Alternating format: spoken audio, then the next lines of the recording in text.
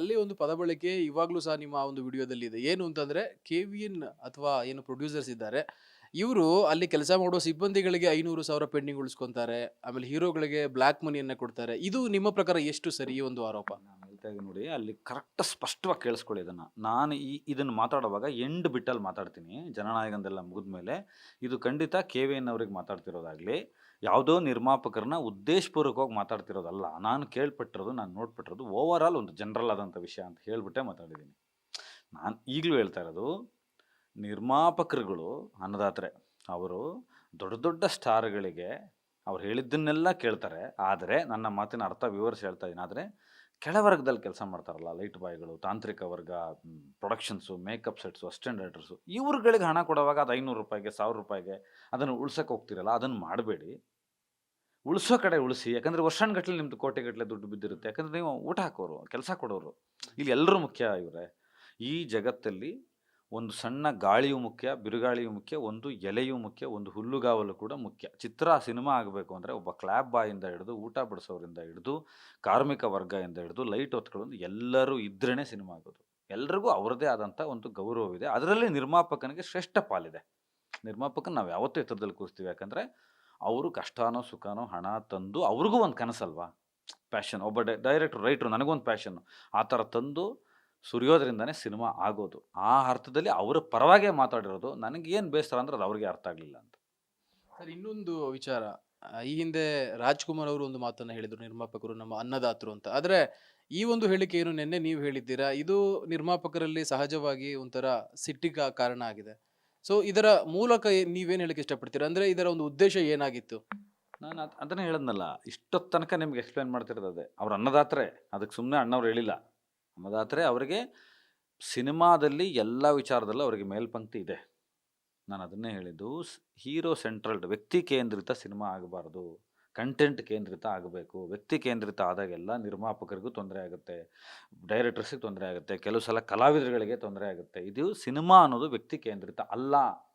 ಇದು team work. ಇದ್ರಲ್ಲಿ ಎಲ್ಲರೂ ಪಾಲುದಾರಿಕೆ ಇದೆ ಅನ್ನೋದನ್ನ ನಿರ್ಮಾಪಕರ ಪರವಾಗೇ ಮಾತಾಡಿದ್ದು. ಆ ಕೋರ್ಟು ಇದಾಗಿದೆ. ಅದಕ್ಕೆ ನಾನು ಕ್ಷಮಾಪಣಾ ಪತ್ರ ಬರೆದಿದ್ದು ಅವ್ರಿಗೆ. ಇಲ್ದಿದ್ರೆ ವೈ ಶುಡ್ ಐ? ನಾನು ಅಂತಃಸಾಕ್ಷಿಯಿಂದ ಕೆಲಸ ಮಾಡ್ತೀನಿ. ನಾನು ಯಾವ್ಯಾವುದೋ ಭಯಕ್ಕೆಲ್ಲ ಕೆಲಸ ಮಾಡೋನಲ್ಲ. ನನಗೆ ಸರಿ ಅನ್ಸಿದ್ರೆ ನಾನು ತುಂಬ ಕೊನೆ ತನಕ ಸರಿ ಅಂತ ನಿಂತ್ಕೋತೀನಿ ಅದಕ್ಕೆ. ಆದರೆ ನನಗೆ ಹಿತೈಷಿಗಳು ಹೇಳಿದಾಗ, ಇಲ್ಲ ಅದೊಂದು ಪ್ರೋವರ್ಬ್ ತಪ್ಪಾಯಿತು ಅನಿಸ್ತಾ ಇದೆ, ಸ್ವಲ್ಪ ಹಾರ್ಷ್ ಆಯಿತು, ಅದು ಅದು ಅರ್ಥ ಸರಿ ಹೋಗಲಿಲ್ಲ ಅಂದಾಗ ನಾನು ನೆನ್ನೆನೇ ಅದನ್ನು ಕೇಳ್ಬಿಟ್ಟಿದ್ದೀನಿ. ಸರ್ ಈಗ ಮತ್ತೊಂದು ನಿನ್ನೆ ಈ ಒಂದು ಹೇಳಿಕೆಗಳನ್ನ ಕೇಳಾದ್ಮೇಲೆ ಪ್ರೊಡ್ಯೂಸರ್ಸ್ ಸಾಕಷ್ಟು ಆರೋಪವನ್ನ ಮಾಡಿದ್ದಾರೆ. ಅದರಲ್ಲಿ ಅತಿ ಪ್ರಮುಖವಾಗಿ ಯೂಟ್ಯೂಬರ್ಸ್ ಅಲ್ಲಿ ಏನು ಸಬ್ಸ್ಕ್ರೈಬರ್ಸ್ ಇದ್ದಾರೆ ಅವ್ರನ್ನ ಹೆಚ್ಚಿಸಿಕೊಳ್ಳೋ ಉದ್ದೇಶದಿಂದ ಈ ರೀತಿ ಕೆಲವೊಂದು ಕಾಂಟ್ರವರ್ಷಿಯಲ್ ಸ್ಟೇಟ್ಮೆಂಟ್ ಅನ್ನ ಕೊಡ್ತಾ ಇದ್ದಾರೆ. ಒಂದು ಇನ್ನೊಂದು ಎರಡನೇದು ಅವರ ಕೈಲಿ ಸಾಧ್ಯವಾದ್ರೆ ಒಂದು ಚಿತ್ರವರ ಅಟ್ಲೀಸ್ಟ್ ಒಂದು ಸೀರಿಯಲ್‌ನ ಅವರು ನಿರ್ಮಾಣ ಮಾಡ್ಲಿ, ಆಮೇಲೆ ಬಂದು ಮಾತಾಡ್ಲಿ ಅಂತ ಒಂದು ಹೇಳಿಕೆ ಕೊಟ್ಟಿದ್ದಾರೆ. ನಿರ್ಮಾಪಕರು ಹೇಳಿದ್ದಾರೆ ನಿನ್ನೆ ಸ್ಟೇಷನ್ ಮುಂದೆ ಮಾಧ್ಯಮಗಳಿಗೆ ಹೇಳಿಕೆ ನೀಡುವಾಗ. ನೀವು ಆ ವಿಡಿಯೋ ಹಾ ಹಾ ಇಲ್ಲ ಇಲ್ಲ ಇಲ್ಲ ಸರ್. ಅದ್ರ ಬಗ್ಗೆ ಏನ್ ಹೇಳ್ತೀರಾ? ಈ ಎರಡು ಆರೋಪಗಳು. ನಾನು ಎಷ್ಟು ಸಿನಿಮಾ ಮಾಡಿದ್ದೀನಿ, ಈ 47 ಸಿನಿಮಾಗಳು ಯಾವ್ಯಾವ ಭಾಷೆಯಲ್ಲಿ ಮಾಡಿದ್ದೀನಿ, ಎಷ್ಟು ಸಿನಿಮಾ ಬರೆದಿದ್ದೀನಿ, ಎಷ್ಟು ಸಿನಿಮಾ ಡೈರೆಕ್ಟ್ ಮಾಡಿದ್ದೀನಿ, ಎಷ್ಟು ಸಿನಿಮಾದಲ್ಲಿ ಆ್ಯಕ್ಟ್ ಮಾಡಿದ್ದೀನಿ, ಚಿತ್ರರಂಗದಲ್ಲಿ ಯಾವ್ಯಾವ ಪಾತ್ರ ವಹಿಸಿದ್ದೀನಿ, ಇದೇ ನಿರ್ಮಾಪಕರು ಚೇಂಬರ್ಗಳು ಹಿಂದೆ ಕರೆದಾಗ ಹೆಂಗೆ ಹೋಗಿದ್ದೀನಿ, ಇದೇ ಚೇಂಬರ್ಗೆ ಎಷ್ಟು ಕೆಲಸ ಮಾಡಿದ್ದೀನಿ, ಹೆಂಗೆ ಡಾಕ್ಯುಮೆಂಟ್ರಿ ಮಾಡಿದ್ದೀನಿ, ಎಷ್ಟು ಕೆಲಸ ಮಾಡಿದ್ದೀನಿ ಅಂತ ಅವನು ಕೆ ಮಂಜುಗೆ ನಾನು ಉತ್ತರ ಕೊಡೋ ಅವಶ್ಯಕತೆ ಇಲ್ಲ. ನಾನು ಯಾಕೆ ಮಂಜುನ ಏಕವಚನದಲ್ಲಿ ಕರಿತಾ ಇದ್ದೀನಿ ಅಂದರೆ, ಆತ ನನ್ನನ್ನು ಏಕವಚನದಲ್ಲಿ ಕರೆದಿದ್ದಾನೆ ಅಂತಲ್ಲ, ನಾನು ಮಂಜಣ್ಣ ಅಂತಲೇ ಕರಿತಾ ಇದ್ದೆ ನಿನ್ನೆ ತನಕ. ಆತ ನನಗೊಂದು ಬ್ರದರ್ ಥರನೇ ಇದ್ದ. ಬಾಕಿಯವರು ಒಂದಿಬ್ಬರು ಮಾತಾಡಿದ್ದಾರೆ, ಅವರಿಗೆ ನನ್ನ ಬಗ್ಗೆ ಒಡನಾಟ ಇಲ್ಲ. ನನ್ನ ಸ್ವಲ್ಪ ಅವ್ರ ಪರಿಚಯ ಇಲ್ಲ ನಮಗೂ ಅವ್ರಿಗೂ. ಅವ್ರಿಗೆ ಒಂದು ಸೋಷಿಯಲ್ ರೀಡಿಂಗ್ ಏನಿರುತ್ತೆ, ಮೀಡಿಯಾ ರೀಡಿಂಗ್ ಮಾತ್ರ ಇರುತ್ತೆ, ಒಡನಾಟ ಇರಲ್ಲ. ಸೊ ಅವರು ಒಂದಿಬ್ಬರು ಅನ್ಪಾರ್ಲಿಮೆಂಟ್ರಿ ವರ್ಡ್ಸ್ ಯೂಸ್ ಮಾಡಿದ್ದಾರೆ. ಲೀಗಲ್ ಟೀಮ್ ನೋಡ್ತಾ ಇರುತ್ತೆ, ನಾಳೆ ಕೋರ್ಟ್ಗೆ ಹೋಗಬೇಕು, ಎಲ್ಲರೂ ಬರಲೇಬೇಕು, ಅದಕ್ಕೆಲ್ಲ ಉತ್ತರ ಕೊಡಬೇಕು, ನಾನು ಉತ್ತರ ಕೊಡಬೇಕು, ಅವರು ಉತ್ತರ ಕೊಡಬೇಕು. ಇಲ್ಲಿ ಪ್ರತಿರೋಧ ವ್ಯಕ್ತಪಡಿಸುವುದು ಕೂಡ ಪ್ರಜಾಪ್ರಭುತ್ವದ ವ್ಯವಸ್ಥೆ ಅಡಿಯಲ್ಲೇ ಇರಬೇಕು, ಅದು ಕೂಡ ವೈಯಕ್ತಿಕ. ನಾನು ಯಾಕೆ ಮಂಜುಗೆ ಏಕವಚನ ಮಾತಾಡ್ತಾ ಇದ್ದೀನಿ ಅಂದರೆ, ಇನ್ನು ಮುಂದೆ ಮಂಜಣ್ಣ ಅನ್ನಲ್ಲ, ಮಂಜ, ಕೋಕೋನಟ್ ಮಂಜ, ಕೊಬ್ಬರಿ ಮಂಜ, ಅವ್ನು ನನ್ನನ್ನು ಹೆಂಗೆ ಹೇಳಿಸಿದಾನೋ ಹಂಗೆ ಮಾತಾಡ್ತೀನಿ. ಯಾಕೆ ಅಂದರೆ, ಇವರು ಮಾತೆತ್ತರು ಒಂದು ಪದ ಬಳಸ್ತಾರೆ. ಈ ನೆನ್ನೆ ಇದ್ದವರಲ್ಲಿ ಇದನ್ನು ಮಂಜನೇ ಜಾಸ್ತಿ ಮಾಡ್ತಾನೆ. ಅವನು ಇದನ್ನೆಲ್ಲ ಮಂಜ, ಅವನು ಕೊಬ್ಬರಿ ಮಂಜ, ಆ ಕೋಕೋನಟ್ ಮಂಜ ಅವನು ಮಾಡ್ತಾನೆ ಜಾಸ್ತಿ. ನಾವೆಲ್ಲ ಒಂದು ಕುಟುಂಬ ಅಂತ ಹೇಳ್ತಾನೆ.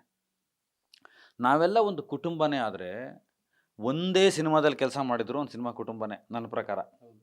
ಇಷ್ಟು ವರ್ಷಗಳಿಂದ ಸಿನಿಮಾ ಕೆಲಸ ಮಾಡ್ತಾ ಇದ್ದೀನಿ. ಎಷ್ಟು ಡಿಬೇಟ್ಗಳಿಗೆ ನನ್ನ ಜೊತೆ ಬಂದಿದ್ದಾನೆ. ನಾನು ಡೈರೆಕ್ಟರ್ ಅಂತ ಕೂತಿದ್ದೀನಿ, ಆ ಮನುಷ್ಯ ಪ್ರೊಡ್ಯೂಸರ್ ಅಂತ ಕೂತಿದ್ದಾನೆ. ಹೌದಲ್ವಾ? ಎಷ್ಟು ಸಿನಿಮಾ ಚಟುವಟಿಕೆಗಳಲ್ಲಿ ನೋಡಿದ್ದಾನೆ ಅವ್ನು ನನ್ನ.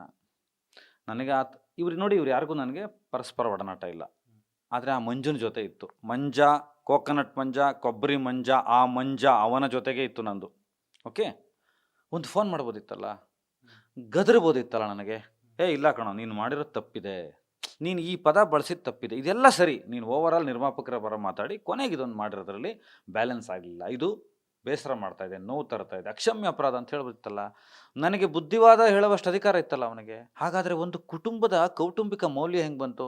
ಸರಿ, ಇನ್ಮೇಲೆ ನಾವು ಏನೇನು ಹೇಳಿದ್ರು ಚೇಂಬರ್ಗೆ ಹೋಗೋದು ಬೇಡ, ನಿರ್ಮಾಪಕರ ಸಂಘಕ್ಕೆ ನಾವು ಇನ್ಮೇಲೆ ಏನು ಹೇಳಲ್ಲ, ನಾವು ಸೀದಾ ಮೀಡಿಯಾಗೆ ಹೋಗ್ಬಿಡ್ತೀವಿ, ಇನ್ಮೇಲೆ ಸ್ಟೇಷನ್ಗೆ ಹೋಗ್ಬಿಡ್ತೀವಿ. ಸೀದಾ ಪೊಲೀಸ್ ಸ್ಟೇಷನ್ಗೆ ಹೋದರು. ಸಂತೋಷ, ಅದು ಅವರವರ ವಿವೇಚನೆಗೆ ಬಿಟ್ಟಿದ್ದು. ನಿರ್ಮಾಪಕರ ಸಂಘ ತೀರ್ಮಾನ ತೊಗೊಂಡಿದೆ, ನಾವು ಅದನ್ನು ಗೌರವಿಸಬೇಕು. ನ್ಯಾಯಾಲಯದಲ್ಲಿ ಏನು ನಡೆಯುತ್ತೆ ನೋಡೋಣ, ಅದರಲ್ಲೇನು ನಮ್ಮ ತಪ್ಪಿದ್ರೆ ಅಲ್ಲೂ ಕ್ಷಾರಿ ಕೇಳೋಣ, ತೊಂದರೆ ಇಲ್ಲ, ಹೋರಾಟ ಮಾಡೋಣ.